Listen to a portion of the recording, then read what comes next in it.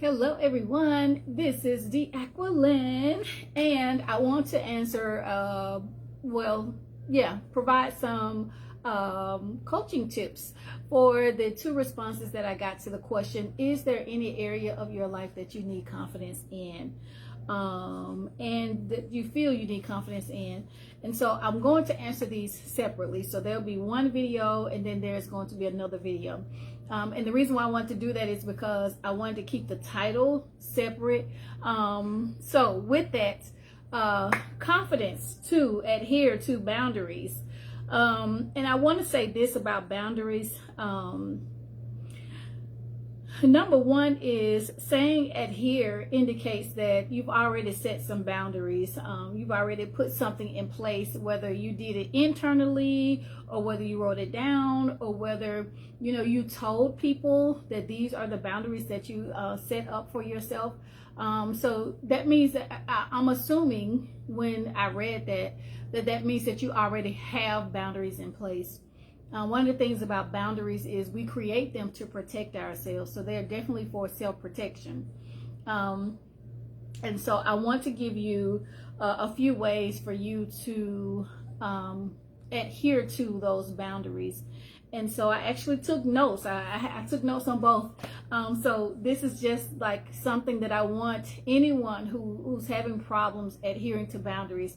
I want you to take this information and I want you to really I'm going to say meditate on it and take away what it is that you can do for yourself when it comes to adhering to boundaries. Number one, I applaud you. I know who you are, but I applaud you for setting the boundaries, for already having established within yourself the boundaries that you know you need for your life and for yourself. So let me say that I really applaud you. I'm so proud of you for that.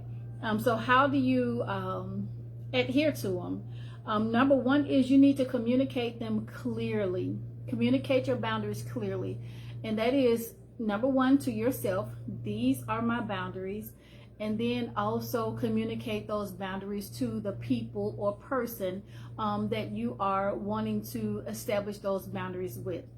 Because, communication, without communication, we tend to leave things up for people to figure out, or it also breeds assumption when people start making assumptions, and then it just creates a completely different narrative and situation overall. So that's the first thing you want to do, is you want to communicate your boundaries very clearly, that this is what I will or will not tolerate. This is what I will or will not let you do to me. And you can say it in a way that is loving. You don't have to, create contention when you are establishing boundaries with someone. So that's number one. Number two is you want to visualize. Use the power of your imagination to visualize you and even the person or people that you are establishing these boundaries with. Visualize you all living that. Visualize what life would be like, what life would feel like if you set up those boundaries, if those boundaries were respected. If they respected your boundaries, what would it look like? What will it feel like?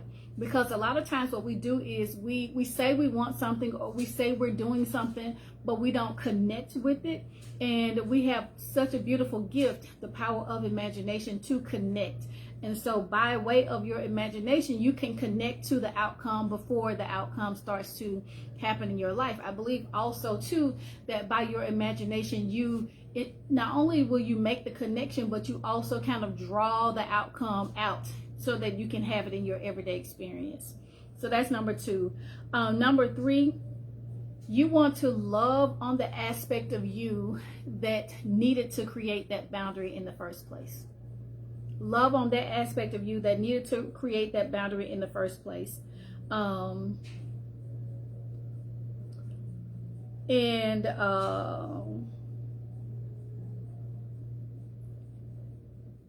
So the way I have it written in my notes, because when I was actually writing these notes, I was also praying and listening as well. And one of the things that I wrote down is saying to yourself, whenever you say to yourself, I'm not comfortable with blank, so I create this boundary, or I feel this way, so I create this boundary. Whatever you're not comfortable with, whatever part of you that's not comfortable, whatever part of you that feels a certain way, and thus you created the boundary, that part of you needs your attention and it needs your love.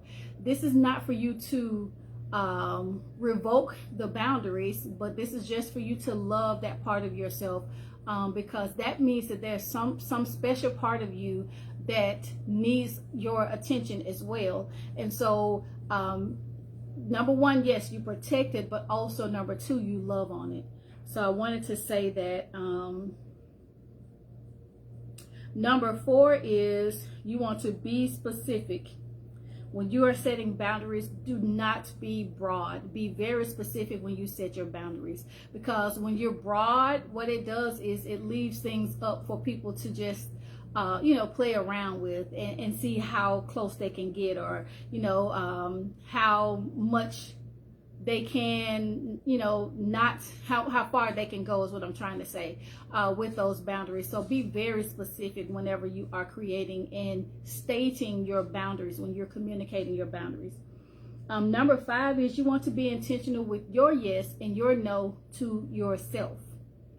Be intentional with when you say yes and when you say no. Be intentional with that to yourself first, because how we treat ourselves is how others will treat us. So make sure that you are being very intentional with what you do and how you treat yourself, but more than anything, be very specific, or intentional rather, with your yes and your no to you. And by that I mean, don't get to a space where maybe they respected your boundaries for a little while and then you start to kind of be lenient and give them more space. If your yes is yes, that yes I will allow, or no is no I will not allow, be very intentional with that. The next one is number 6 is you want to constantly check in with yourself to see how you feel and how you're coping.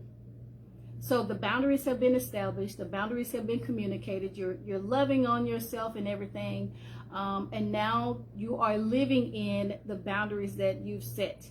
So now you want to check in with yourself to see how are you coping now that you set that boundary.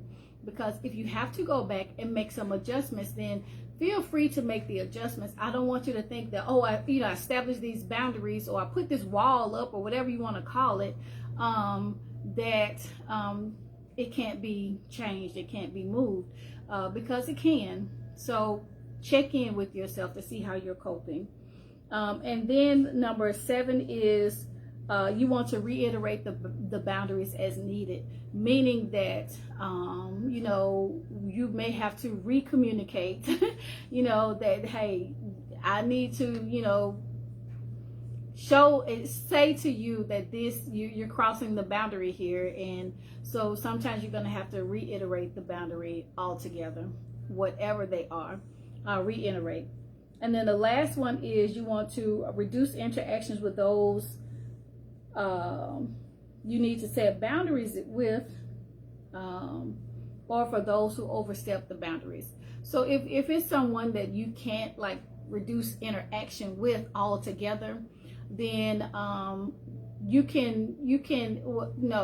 what I'm trying to say is, if it's someone in your life that you can't stop seeing altogether, meaning that you can't cut them out of your life, then you want to reduce interaction with them, is what I'm saying. Especially when you know that interacting, especially in specific areas or certain things, is going to create some kind of a mindset that they can do a certain thing to you or treat you a certain way or cross those boundaries. So make sure that you reduce interaction with them, if not altogether, in those specific areas that you know will allow them to cross those boundaries, or not allow them to, that will give them the thought that it's okay to cross those boundaries. So that's all I have. I'm going to say those one more time. You want to communicate your boundaries clearly. Number 2, you want to visualize you and others living within those boundaries. Number 3 is you want to love on the aspect of you that created the boundary. Whatever part of you that you needed to protect by creating the boundary, love on that part of you. That part needs your attention, but more than anything, it needs your love. Number 4 is you want to be very specific. So don't be broad when you're setting your boundaries. Make sure that you are very specific. Number 5 is be intentional with your yes and be intentional with your no. To yourself, but also to whoever it is that you're setting the boundaries with and for. Number 6 is constantly check in with yourself to see how you feel and how you're coping, because that's really important. We don't do self check-ins enough. So make sure that you check in with yourself. Number 7 is reiterate the boundaries as needed. And number 8 is reduce interactions with those you need to, or for those who like try to overstep the boundaries. So that is me answering or just providing some information for confidence in adhering to boundaries. And so I'm going to log off, stop this video, but I'm going to come on, and then the next one I'm going to answer, which was saying yes intentionally. So that's all for now. I will be back shortly. Just know this: you are the work of God, and God's work is wholly lovable and wholly loving. See you in a few minutes.